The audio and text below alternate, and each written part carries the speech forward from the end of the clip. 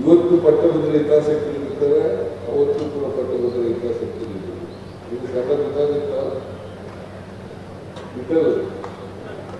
ಗೊತ್ತಾಗುತ್ತಾರೆ ಅಲ್ಲ, ಯಾಕಂದ್ರೆ ಹಿಂದಿನಲ್ಲಿ ಮರಾಠದಲ್ಲಿ ಮಾತಾಡೋದು ನಿಮಗೆ ಕನ್ನಡ ಗೊತ್ತಾಗುತ್ತಾ? ಬಹಳ ಸಂತೋಷ. ಕನ್ನಡ ಪ್ರತಿಯೊಬ್ಬರು ಕೂಡ ಕಲಿಯಬೇಕು.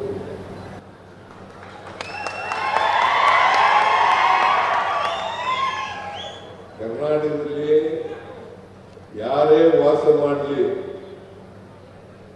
ಅವರು ಕೂಡ ಕನ್ನಡವನ್ನ ಕಲಿತು ಮಾತನಾಡ್ತಕ್ಕಂಥ ಪರಿಸ್ಥಿತಿ ಬರಬೇಕು. ಅದಕ್ಕೆ ನಮ್ಮೆಲ್ಲರ ಜವಾಬ್ದಾರಿ ಏನಪ್ಪ ಅಂತಂದ್ರೆ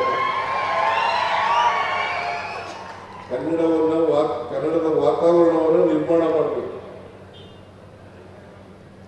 ಯಾರಿಗೆ ಕನ್ನಡ ಬರಲ್ಲ ಅವರಿಗೆ ಕನ್ನಡವನ್ನು ಕಲಿಸ್ತಕ್ಕಂಥ ಕೆಲಸವನ್ನು ಮಾಡಬೇಕು. ಅದು ನಮ್ಮೆಲ್ಲರ ಕರ್ತವ್ಯ ಆಗಬೇಕು.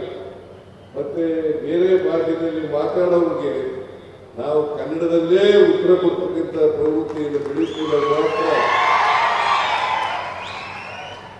ಅವ್ರ ಭಾಷೆಯಲ್ಲೇ ಮಾತನಾಡ್ತಕ್ಕಂಥದ್ದನ್ನು ಮಾಡಬಾರದು. ನಾವು ಅವರು ಕನ್ನಡದಲ್ಲೇ ಉತ್ತರ ಕೊಟ್ಟಾಗ ಕನ್ನಡವನ್ನು ಅನಿವಾರ್ಯವಾಗಿ ಕಲಿತಕ್ಕಂಥ ಕೆಲಸವನ್ನು ಮಾಡಲೇಬೇಕಾಗ್ತದೆ.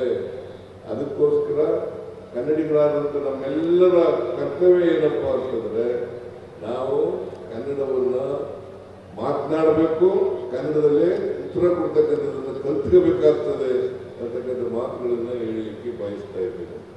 ಯಾರು ಎಲ್ಲಿ ಬೇಕಾದ್ರೂ ವಾಸ ಮಾಡಲಿ, ಎಲ್ಲಿಂದಾದ್ರೂ ಬರಲಿ, ಅದಕ್ಕೆ ಸಂವಿಧಾನದಲ್ಲಿ ಅವಕಾಶ ಇದೆ.